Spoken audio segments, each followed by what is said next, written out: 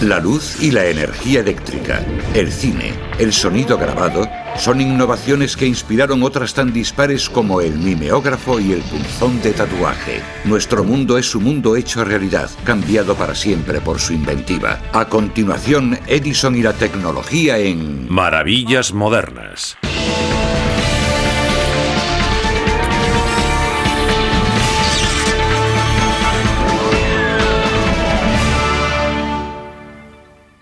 Edison y la tecnología. 8 de mayo de 1996. Varios cineastas arriesgaron sus vidas para llevar una cámara IMAX de gran formato hasta la cima del monte Everest.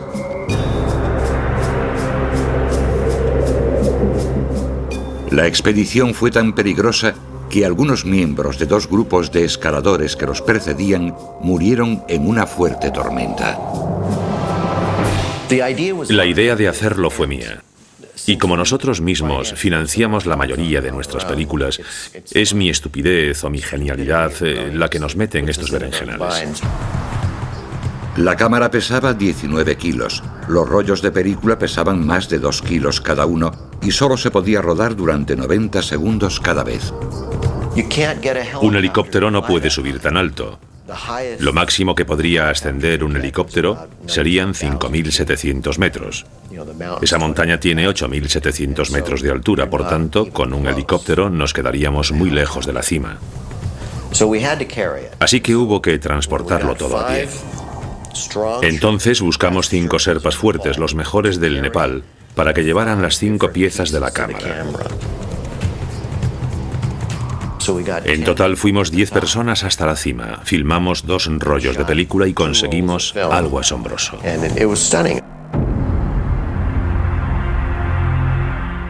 Mientras divisaban el paisaje desde el lugar más elevado del mundo, eran conscientes de que también debían algo a los pioneros del cine e innovadores que los habían precedido. Esa gratitud se extendía al nombre más comúnmente asociado con la invención del cine, Thomas Alva Edison. Creo que siempre estaré en deuda con Thomas Edison, porque él fue el gran pionero de lo que más me gusta en el mundo, es decir, la grabación del sonido y la imagen.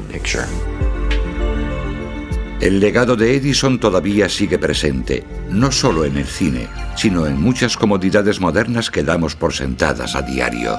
Whatever the road to invention, whatever the accidents along the way, Thomas Edison was a man prepared.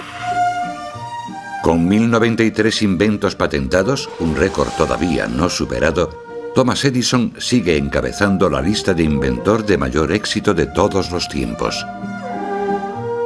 El fruto de los logros técnicos de Edison sigue presente hoy en día, y aún resulta fascinante su capacidad para crear inventos casi inauditos partiendo de mecanismos sencillos y materiales comunes. Prueba de grabación para maravillas modernas. Prueba de grabación para maravillas modernas. Nuestro mundo actual, con luz eléctrica e imágenes en movimiento y sonido grabado, está lejos del previo a la Guerra Civil Americana en el que nació Thomas Edison. Los milagros que crearía eran solo un sueño en febrero de 1847. Thomas Edison nació en una sociedad agraria. A mediados del siglo XIX, Edison nació en 1847, el oeste aún estaba poco explorado y el ferrocarril empezaba a surcar los Estados Unidos. In these days of the great gold rush, in the small Michigan town of Port Huron, a young boy with an inquisitive mind makes ready to carry out his first experiment. Su origen humilde ha sido exagerado con frecuencia por los biógrafos y a veces por el propio Edison, maestro de la autopromoción.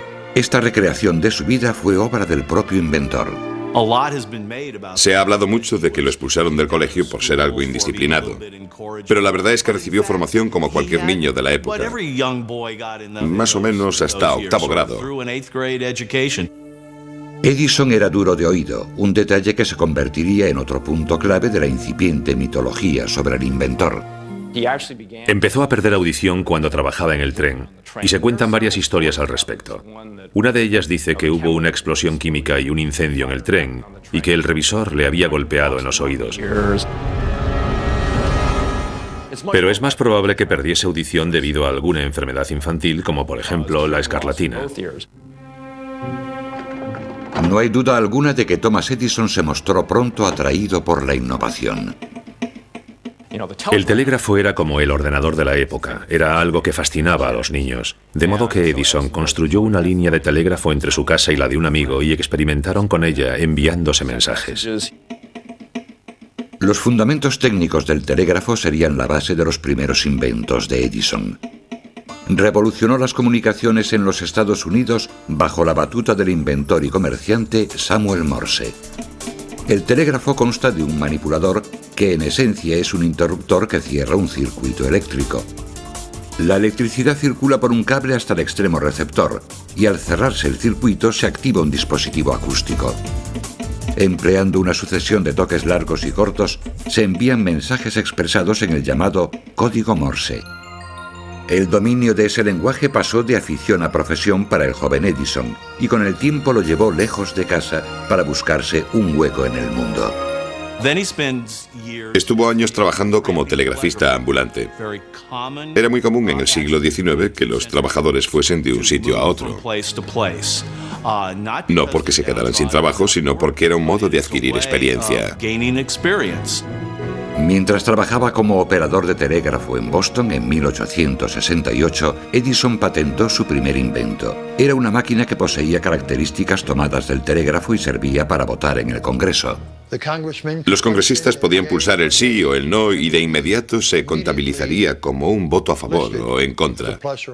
El Congreso no quiso adquirir las máquinas de votación porque impedían un recurso muchas veces usado por los congresistas, el obstruccionismo. Esta máquina sería la última innovación creada por Edison sin antes sondear el mercado. Era inventor, pero también empezaba a convertirse en avezado hombre de negocios. Si el invento no puede venderse, no vale la pena perder el tiempo. Quería inventar cosas que produjesen un beneficio. Su primer gran éxito como inventor se produjo en 1871, cuando aplicó diversas mejoras a la máquina teleimpresora. Un telégrafo impresor que permitía informarse sobre los movimientos de la bolsa. Aquí tengo una reproducción en perfecto estado de un teleimpresor universal de 1871 que fue la principal contribución de Edison a la técnica de la teleimpresión. Posee dos rasgos esenciales. Uno, la exactitud para mantener todos los instrumentos bien sincronizados. Y dos, un mecanismo mejorado de impresión y alternancia entre las dos ruedas, una para las letras y otra para los números.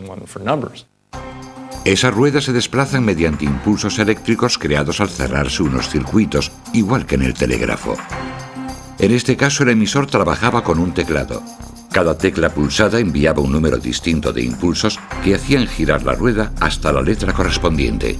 Otra palanca desplazaba la rueda hasta la zona de impresión, donde presionaba sobre la cinta de papel en movimiento. Con este aparato, que permitía que los inversores de todo el país tuviesen acceso inmediato a la información de la bolsa, se dice que Edison ganó una suma de $40.000. Y con ese dinero se decide a dedicarse a la invención a jornada completa, a transformarse en innovador, ya que tiene recursos para investigar y poner en práctica ideas y ver qué pueden dar de sí.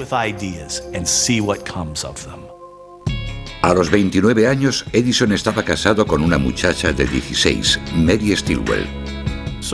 La verdad es que descuidó bastante su primer matrimonio. Estaba casado con una mujer mucho más joven, que no era muy madura y no sabía dónde se estaba metiendo. Tampoco él lo sabía. Cuando se casaron, él era solo un humilde fabricante de material telegráfico. Ella no había imaginado que sería la esposa del inventor más famoso del mundo. Esa fama florecería en una finca rural de Nueva Jersey. Edison contrató a los mejores inventores que pudo hallar y se los llevó a su laboratorio de investigación, la mítica fábrica de inventos de Menlo Park. En gran medida puede decirse que en esta sala es donde nació la investigación técnica moderna. Edison creó un laboratorio donde los trabajadores podían ver lo que cada uno estaba haciendo y comentar entre ellos sus ideas. Edison había creado el primer laboratorio de investigación aplicada, un lugar de experimentación dedicado a producir, según decía Edison, un pequeño invento cada 10 días y uno extraordinario cada 6 meses más o menos. Uno de los primeros inventos menores fue un aparato que llamó lápiz eléctrico en 1875. Unas pilas proporcionaban electricidad a un pequeño motor que hacía subir y bajar un punzón afilado. El escritor creaba un documento con pequeños orificios que después se rellenaban con tinta y se usaban para hacer copias. Posteriormente, el lápiz eléctrico inspiraría a otros inventores para crear 2 aparatos de éxito. El primero fue el mimeógrafo, popular antes de la llegada de las copiadoras modernas actuales. El segundo es el punzón de tatuaje, usado en la cultura alternativa moderna e inspirado en las innovaciones de Thomas Edison. El trabajo de Edison en la telegrafía continuó. Un aparato, el telégrafo repetidor, también empleaba elementos de lápiz eléctrico. En este aparato, al cerrarse el circuito, se aplicaba un punzón a un papel encerado que giraba. Los puntos y rayas impresos creaban un disco que después se podía reproducir y reenviar. El punzón y el papel encerado inspiraron este dibujo de Edison para una máquina con la que el inventor creía que podría grabar la voz humana. Estaba tan seguro de ello que anotó en su libreta: en el futuro podré grabar y reproducir la voz humana cuando quiera.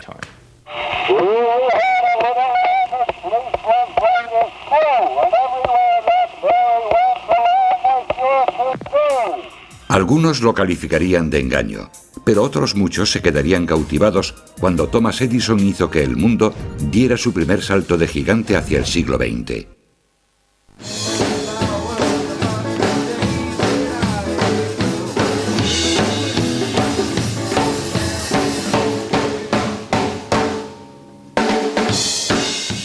En los estudios MacDoth de Burbank, California, el productor Dusty Wakeman hace las últimas pruebas de sonido antes de grabar con el cantante de country Brian Cole. Si Thomas Edison estuviese hoy aquí, creo que estaría en la vanguardia de la revolución digital.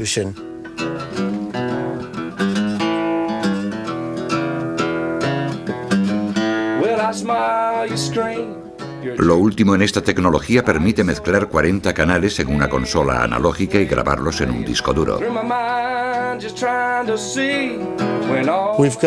Tenemos 11 micrófonos en la batería, 2 en el bajo, 2 en el piano, 1 en la guitarra eléctrica, otro en la acústica y 1 para el cantante.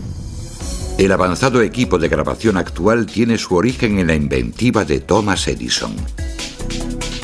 Todo comenzó a finales de 1876 y principios del 77, cuando Edison iniciaba una productiva pero poco convencional carrera de inventor. Fue un adicto al trabajo durante casi toda su vida. Se concentraba en el trabajo del laboratorio, ignoraba bastante a su familia y a veces trabajaba día y noche.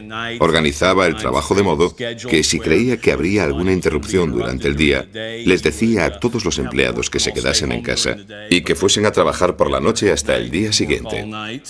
En julio de 1877, Edison empezó a realizar experimentos en los que combinó elementos del telégrafo con piezas del teléfono, poco antes inventado por un rival, Alexander Graham Bell. Cogió papel encerado que había utilizado para aislar condensadores y otros elementos en telegrafía. Además del papel encerado, tomó también el transmisor de un teléfono con el diafragma al que aplicó una aguja y vio que al hablar hacia el diafragma, este se movía arriba y abajo y la aguja iba presionando contra el papel encerado. Así que comprendió que con aquellas incisiones estaba grabando su voz. 6 meses de investigación técnica dieron como fruto este aparato.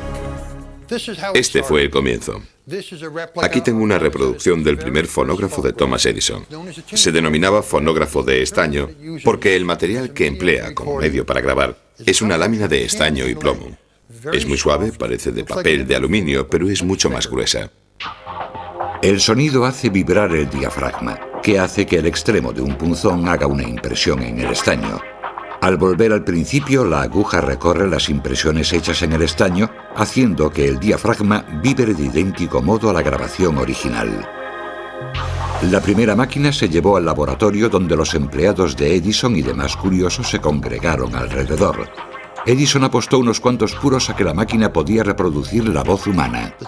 Llegado el momento, envolvió una lámina de estaño alrededor del cilindro, colocó el punzón reproductor en su sitio, giró la manivela y la máquina dijo: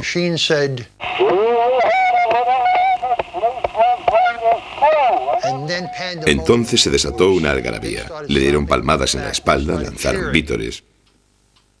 Y él recogió los puros ganados.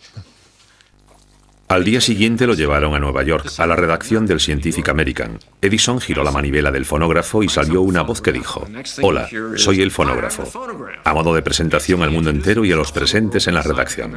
Todos corrieron hacia el despacho completamente atónitos. En menos de 3 meses, Edison era famoso en todo el mundo. Su invento causó sensación en todas partes. La atención de los medios hizo de Edison una celebridad. Lo bautizaron como el mago de Menlo Park. Edison fue a Washington para ofrecer una exhibición ante el presidente Rutherford Hayes. Aquí tenemos un original. Se hizo unos meses después de que Edison inventara la máquina en 1877. A continuación tuvo que pensar en cómo ganar dinero con el invento. En un principio exhibió el fonógrafo como curiosidad. Mary tenía un corderito blanco como la nieve y a donde Mary iba, el corderito siempre la seguía. Este modelo de gran formato se creó para hacer demostraciones en ferias, colegios e iglesias. Un corderito en la escuela. Si enfoca de cerca podrán verse las vibraciones, que son mi voz.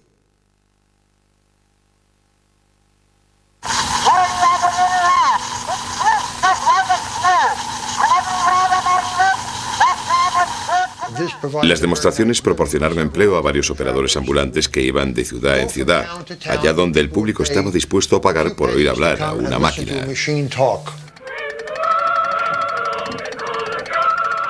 Como pueden imaginar, en cosa de un año todo el mundo había visto el invento, así que reclamaron las máquinas, pero no todos los operadores las devolvieron. No obstante, a la empresa de Edison no le importó, porque los aparatos ya no tenían valor. Edison abandonaría la investigación sobre el sonido hasta la próxima década, ya que decidió centrarse en lo que, en su opinión, sería la nueva revolución científica. Esperaba ganar la carrera a la competencia con la primera bombilla eléctrica eficaz del mercado. Cuando Edison se interesa por la luz eléctrica, lo hace porque los medios hablan mucho del tema, en especial de las lámparas de arco. Esas lámparas de arco producían luz mediante 2 electrodos de carbono calentados al rojo vivo por una chispa que salta entre ellos. La luz producida era muy intensa y el voltaje necesario para calentar los electrodos era lo bastante alto para considerarlo peligroso. Edison creía que el reemplazo de la lámpara de arco era la lámpara incandescente, basada en un filamento caliente que brillaría, pero que no se quemaría con rapidez. La eficacia del filamento dependería de su capacidad para transmitir la corriente eléctrica, pero sin que se consumiera por el calor generado por la electricidad. La duda era qué material resultaría ser el más práctico y económico. En sus notas hay dibujos de diversas clases de filamento. Estaban probando distintos materiales para averiguar cuál era el mejor de ellos. Así que tomó nota de sus características y además todas las notas están fechadas y firmadas. Edison probó más de 3.000 materiales desde julio de 1878 para hallar el filamento perfecto. El hilo iba sellado dentro de una ampolla de cristal al vacío. El entorno libre de oxígeno alargaría la vida del filamento caliente. ¿Ve esa etiqueta donde pone C7? Es el número de un experimento para el laboratorio de Edison. Procedía de uno de los empleados de Edison que seguían trabajando cuando él se iba. Ponían unas cuantas de estas ampollas en una tabla grande y las encendían todas. Y cuando una tras otra se iban quemando, cogían la ampolla, rompían con cuidado el cristal, sacaban el filamento y lo ponían bajo el microscopio para averiguar por qué se había quemado. Aquí tengo una lámpara como las primeras que Edison mostró al público el 31 de diciembre de 1879. En esencia consta de una ampolla de cristal y dentro hay un filamento en forma de herradura. Los primeros se hacían de algodón impregnado en carbono. Edison había hallado la lámpara perfecta, pero de poco valdría sin una infraestructura de apoyo. Edison comprendió que su lámpara incandescente era solo el primero de una larga lista de inventos que tendría que perfeccionar para ir por delante de la competencia. Portalámparas, interruptores, cables, medidores y generadores debían tomar forma e integrarse en un dispositivo lógico que pudiera venderse para alcanzar su siguiente meta: cablear e iluminar los Estados Unidos.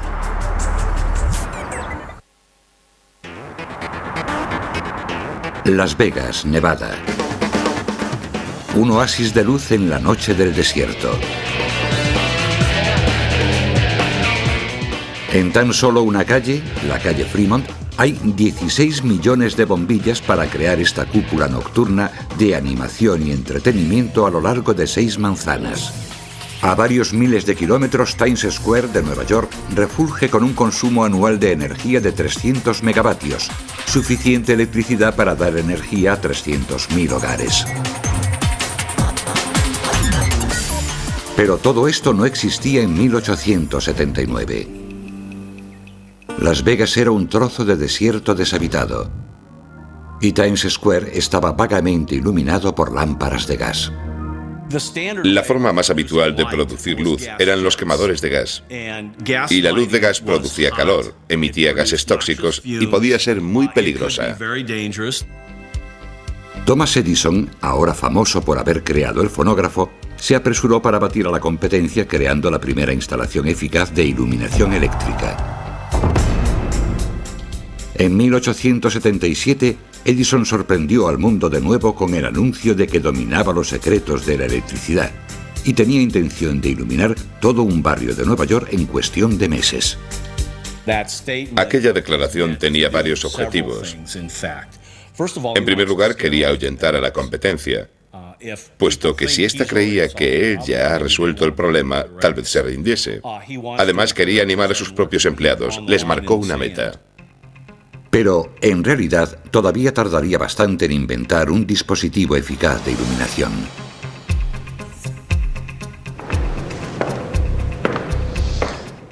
Aquí tenemos una reproducción del taller construido en Menlo Park a finales de 1878 e inicios de 1879 por Thomas Edison. Se construyó para sustituir a un taller anterior más antiguo anexo al laboratorio, con objeto de construir las dinamos que Edison necesitaría para poner en marcha su dispositivo de iluminación. La energía del vapor, convertida en potencia mecánica mediante barras giratorias y correas, hace girar un armazón conmutador a través de un campo magnético. Se producen pulsos de corriente continua que son captados por una serie de filamentos.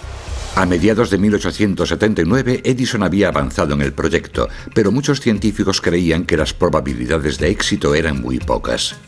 Edison trabajaba día y noche, casi sin interrupción, parando solo para dormitar brevemente en su laboratorio. Una de las virtudes de Edison era que tenía una constitución asombrosa. No necesitaba dormir mucho, solo echaba breves siestas durante el día. Con frecuencia se sumía en una especie de sueño creativo que le permitía analizar los problemas a los que se enfrentaba. Esperando acallar las críticas y al mismo tiempo animar a los nerviosos inversores, Edison anunció que la primera demostración pública de su nueva instalación de corriente eléctrica directa se realizaría en la Nochevieja de 1879 en Menlo Park. Sería un acontecimiento memorable. Grandes multitudes acudieron a Menlo Park para ver aquel lugar de ensueño. Imagínense la estampa, los edificios de laboratorio y las viviendas iluminadas con luz suave y todas las farolas incandescentes encendidas mientras la gente iba llegando desde la estación por el paisaje nevado. La prensa proclamó que Edison era el inventor del siglo. Pero ¿y su promesa de iluminar todo un barrio de Nueva York? Tuvo que inventar un plan de cableado, aislante, conectores, portalámparas, interruptores, medidores. ¿Cómo se mide la electricidad? Era un campo totalmente nuevo. Edison eligió un sector de aproximadamente 2,5 kilómetros cuadrados del Bajo Manhattan, concentrado en torno a la calle Pearl para la instalación de su dispositivo. No fue casualidad que esa calle estuviese cerca de las oficinas de muchos de los financieros de Wall Street que apoyaban a Edison. Durante 2 años, Edison excavó las calles y enterró kilómetros de cable conectado a una central eléctrica. Cada uno de los 6 enormes generadores mejorados podía producir un récord de energía para la época, 150 caballos de potencia. Comparado con las posibilidades actuales, la central de la calle Pearl producía la potencia equivalente a la de 4 automóviles todoterreno. El 4 de septiembre de 1882, Edison activó un interruptor y casi 1000 bombillas iluminaron la calle Pearl. Edison respondió a su triunfo diciendo sencillamente: «He cumplido todo lo que prometí».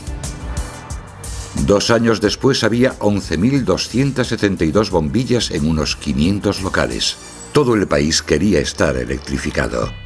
En el momento de ese gran triunfo público, Edison se enfrentó a una tragedia personal. Mary, su joven esposa, murió. Su primera esposa murió pronto. Era muy joven y dejó hijos muy pequeños. Edison vuelve a casarse 2 años después con otra mujer joven que debe hacerse cargo de sus hijos. A los 39 años, Edison se casa con Maina Miller, de 20 años. Una mujer joven, rica e instruida, que estaba mucho mejor preparada para ser la esposa del inventor más famoso del mundo. Tuvieron 3 hijos más. Durante esa época, Edison se trasladó del laboratorio de Menlo Park a un complejo 10 veces mayor construido en West Orange, Nueva Jersey. Mientras Edison continuaba trabajando en su plan de electrificar los Estados Unidos, se avecinaba una grave amenaza. Su dispositivo de corriente continua se vería cuestionado por otro creado por George Westinghouse, el de la corriente alterna.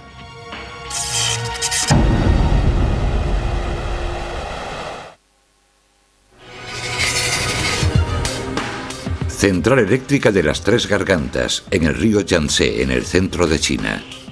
A finales de la primera década del siglo XXI será la mayor central eléctrica del mundo. Contará con 26 generadores enormes, capaces de producir 700 megavatios cada uno.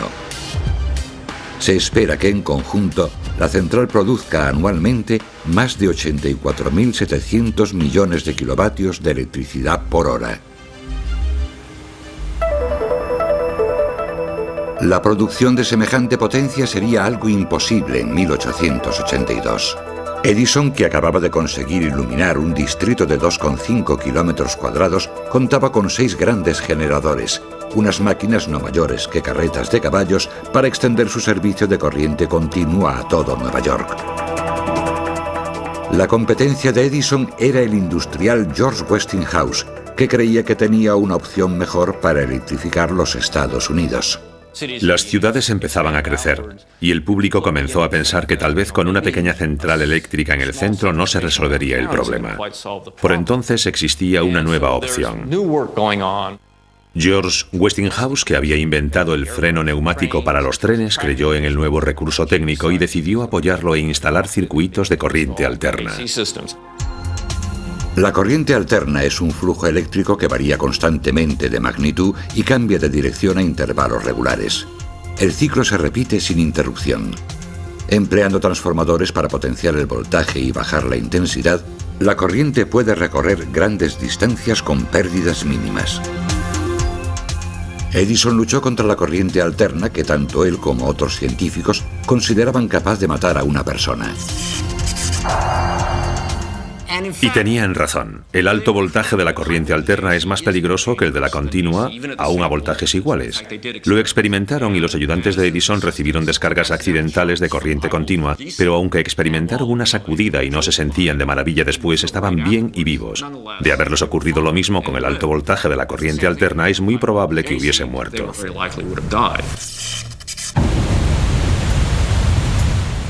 En 1895, Westinghouse había conseguido controlar el potencial hidroeléctrico de las cataratas del Niágara, y su potente corriente alterna estaba resultando ser el camino hacia el futuro. Había generadores individuales de corriente alterna capaces de producir la potencia generada por todo el dispositivo de Edison para la calle Pearl. Ahora no solo podían electrificarse barrios, sino también ciudades y regiones enteras. Pero la corriente alterna cobraría notoriedad de otro modo más siniestro. se convertirá en la energía que alimentará la primera silla eléctrica. La silla no fue construida por Westinghouse, sino por Edison. La muerte por electrocución era una novedad en 1888, y Edison apoyó la elección de una silla con corriente alterna, confiando en desanimar al público sobre este tipo de energía. El plan era hacer la primera ejecución con corriente alterna y después decir: ¿quiere tener en casa la corriente usada por el verdugo? Los hombres de Edison localizaron un generador Westinghouse y lo trasladaron al penal del estado de Nueva York. Después se cumplió la ejecución de un pobre hombre llamado Kingler.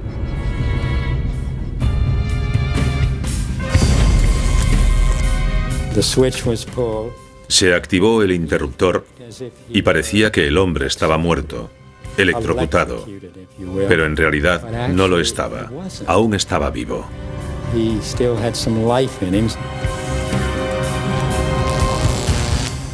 Fue una ejecución muy chapucera. La prensa se hizo eco de la campaña de la organización de Edison, que sostenía que la corriente alterna no era buena para los hogares americanos. El público, no obstante, por razones prácticas, continuó apoyándola, y con el paso del tiempo pasó a ser general en todos los Estados Unidos. Edison nunca aceptó la corriente alterna. Jamás he encontrado declaraciones suyas en las que reconozca su superioridad. No obstante, la compañía que fundó después de retirarse de la dirección de su otra empresa invirtió en corriente alterna. Aunque Edison iba perdiendo la batalla de la corriente alterna contra la continua, se dedicó a la elaboración de otros muchos aparatos modernos que hoy damos por sentados. Uno de ellos fue el motor eléctrico. Y aquí tenemos un motor eléctrico que se vendió como ventilador. Reflexionemos un momento sobre él, ya que es un aparato extraordinario de verdad. En el clima caluroso y húmedo de la costa este, en el medio oeste y en el sur, el tener un ventilador en una oficina calurosa o en casa podía hacer mucho más agradable la vida.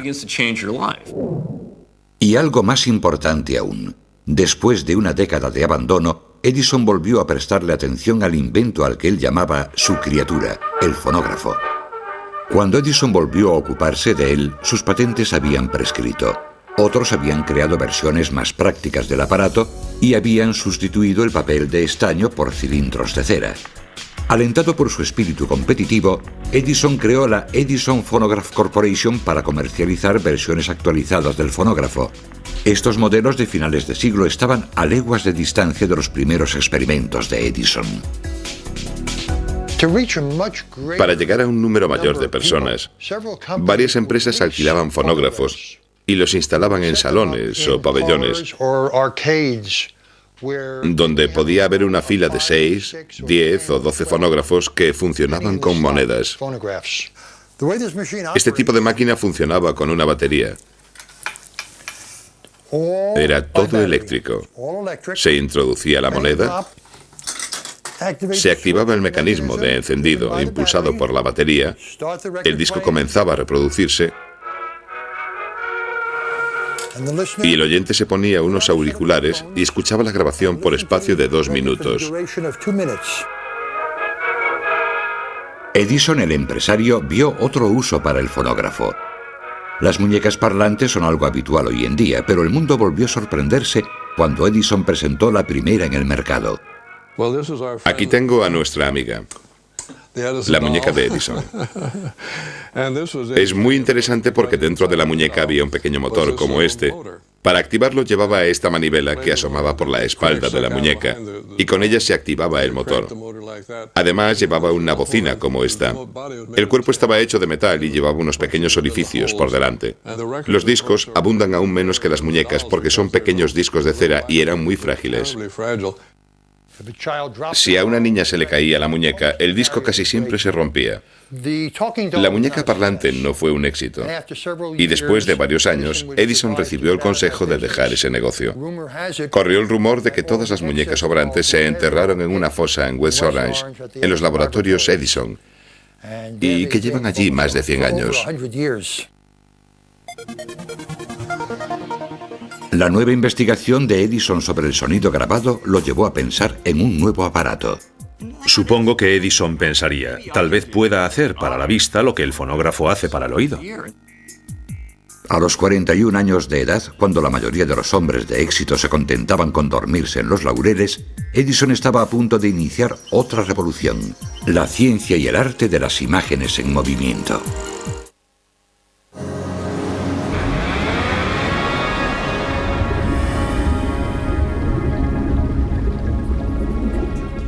Si Edison estuviese vivo, sin duda se quedaría fascinado al visitar una sala de cine con equipo IMAX. Se encontraría con una pantalla como una casa de 5 pisos, un proyector mayor que un refrigerador y rollos de película mayores que una mesa de comedor. Aquí tenemos un disco con una película de aproximadamente 70 minutos de duración. Los discos de película pueden pesar de 225 a 270 kilos. El dispositivo de proyección emplea lo que se denomina bucle rodante, un recurso empleado desde el comienzo del cine. Aunque la tecnología cinematográfica actual es impresionante, sus componentes básicos ya existían hace más de un siglo, cuando Edison presentó al público el kinetoscopio. Llevaba una lámpara eléctrica y una versión primitiva del dispositivo de bucle rodante que combinados creaban la ilusión de imágenes en movimiento. La idea no surgió por casualidad. En 1888 se sintió fascinado por el trabajo de Edward Muybridge, un naturalista y fotógrafo que ideó un modo de fotografiar el movimiento de caballos al galope, empleando varias cámaras fijas activadas por cables disparadores. El resultado fue una secuencia de fotografías. Por vez primera se consiguió crear una ilusión veraz de movimiento.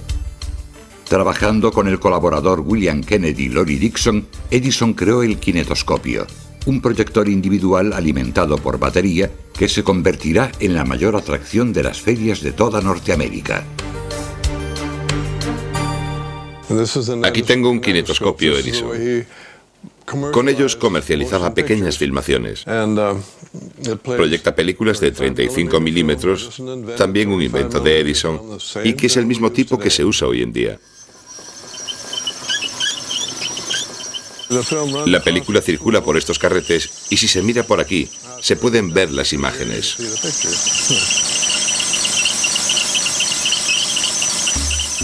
Cuando cada cuadro pasa bajo la lente, el obturador da paso a un rayo de luz tan breve que parece que el cuadro está congelado. El ojo absorbe 24 de esas tomas congeladas por segundo, lo cual crea en el cerebro la ilusión de movimiento. Otra de las contribuciones de Edison al cine fue el primer estudio cinematográfico. The first motion picture studio ever set up in the world was in the yard of my laboratory at West Orange. The building revolved to follow the sun. We dubbed it the Black Maria because it was covered with black paper inside and out.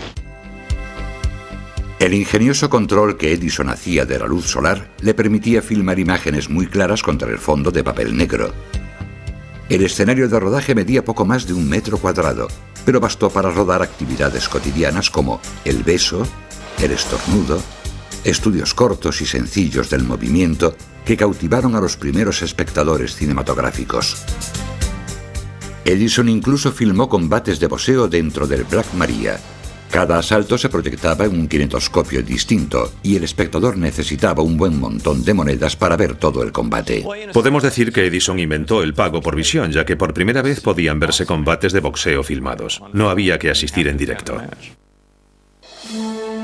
Pero tal vez el mayor legado de Edison en película fueron las escenas rodadas fuera del estudio. Más adelante acabó apasionándole llevar la cámara a lugares nuevos para crear un registro de imágenes del mundo en un determinado momento y lugar. Thomas Edison filmó con su cámara en muchos lugares interesantes. Le encantaba hacer películas.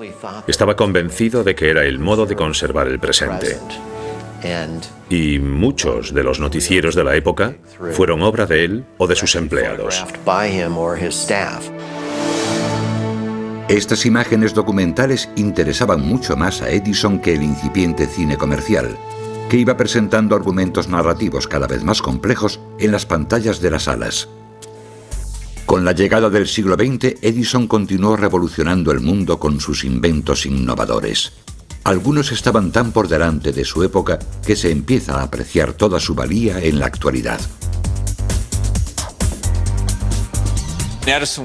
Edison buscaba un nuevo proyecto en el que trabajar y los coches empezaban a cobrar importancia como innovación. Se hacían motores de combustión interna, motores de vapor y hubo quien ideó un motor eléctrico. Así que se construyeron baterías de almacenaje para coches como esta y Edison empezó a trabajar en el proyecto. Y esto es lo que tenemos 100 años después, derivado de la idea de Thomas Edison. El uso de baterías para generar electricidad. Hoy se emplean dispensadores estacionarios para alimentar vehículos motorizados. En general, bajo el capó su aspecto es similar al de cualquier coche actual, pero en vez de llevar aquí un motor de combustión interna, esto es un módulo eléctrico que se usa para controlar el vehículo. Las baterías van debajo del vehículo. Cuando el conductor pisa el acelerador, una corriente eléctrica pasa desde la batería hasta la transmisión que impulsa al vehículo. Siguiendo el ejemplo de Edison, en universidades de toda Norteamérica, nuevas generaciones de inventores procuran solucionar los problemas actuales con los materiales sencillos que tienen a mano.